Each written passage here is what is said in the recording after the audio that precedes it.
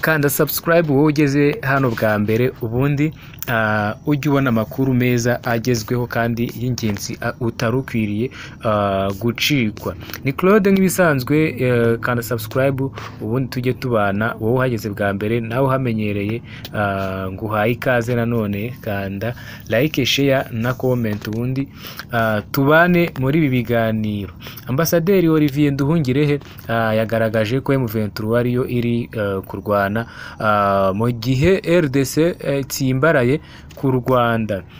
Intumwa rero ihoraho ya Repubulika Iharanira Demokarasi ya Kongo muri Loni ariyo yitwa Zenon Mukongo yavugiye rero imbere y'akanama ka Loni, yashinje cyangwa se yashinzwe umutekano ko kimwe cya kabiri cy'ingabo z'u Rwanda ziri muri RDC, mu gihe Ambasaderi Olivier Nduhungirehe yagaragaje ko M23 ariyo yigaruriye ibice bya RDC atari u Rwanda. Ni mu kanama rero, ni mu nama yabaye ku wa kane igamije gushakira hamwe umuti w'ibibazo bya RDC bimaze igihe kitari gitoya, ndetse impande zirebwa n'ibibazo arizo RDC na M23 zikaba zikomeje kwitana ba mwana. Zenon Mukongo waruhagarariye RDC muri aka kanama rero yavuze ko kimwe cya kabiri cy'ingabo z'u Rwanda ziri mu burasirazuba bwa Kongo, kandi bakaba batarabiherewe uburenganzira. Zenon Mukongo yagize ati mu gihe duteraniye aha, u Rwanda rufite kimwe cya kabiri cy'ingabo zarwo zoherejwe ku butaka bwa Kongo, batabanje rero kubihererwa uruhushya na leta ya Kongo. Uburenganzira bwo kwirwanaho ntibushobora kwitwazwa nk'impamvu y'igitero cya gisirikare cyangwa mu gushyiraho ubuyobozi bubangamiye cyangwa se bubangikanye ku butaka bw'igihugu cyigenga. Nyamara nubwo rero yatangaje ibi, Ambasaderi Olivier Nduhungirehe we yagaragaje ko M23 ariyo yafashe Goma na Bukavu atari u Rwanda nk'uko ubuyobozi bwa RDC bubitangaza, aho gukemura rero iki kibazo bafitanye na M23. Nawe yagize ati rero M23 niyo yigaruriye uduce two mu burasirazuba bwa RDC turimo Goma na Bukavu, si u Rwanda rero.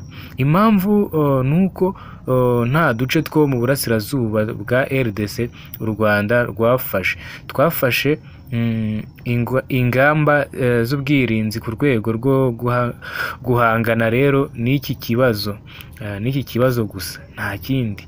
Ambasaderi Olivier Nduhungirehe yavuze ko nubwo u Rwanda rero rugerekwaho ibirego byinshi, ntiruteze kureka ingamba zarwo z'ubwirinzi nko kurinda ubusugire bw'u Rwanda. Ati ukurikije uko ibintu bimeze, u Rwanda rurifuzwa iki? Kuki u Rwanda rukomeje kwibasirwa cyane? Ntabwo bisobanutse. Ikigaragara nk'u Rwanda ni uko ingamba z'ubwirinzi twashyizeho zizagumaho kugeza igihe hazaba hari urwego rwizewe rw'umutekano mu gihe kirekire ku mupaka wacu na RDC. Iyi nama rero yabaye mu gihe hakomeje inzira z'ubuhuza n'abarebwa n'iki kibazo cya RDC kugira ngo gishakirwe umuti urambye n'abaturage basubire mu buzima busanzwe nk'uko rero byahoze ndetse byagakwiye. Niko ibi bibazo umuntu yabibona, cyangwa se niko buri wese yabyifuza. U Rwanda rero ntiruzakuraho ubwirinzi ngo nuko rubisabwe na leta ya Kongo. U Rwanda rugomba kwirinda bitewe nuko utirinze ntawaza kukurindira umutekano.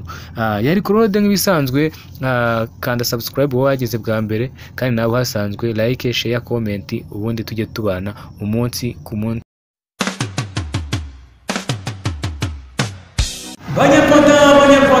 twabazaniye za ntebe z'imigano turazikora ahangaha dukorera ku kiraro uva Nyabugogo ku kiraro cya mbere ku Kinamba.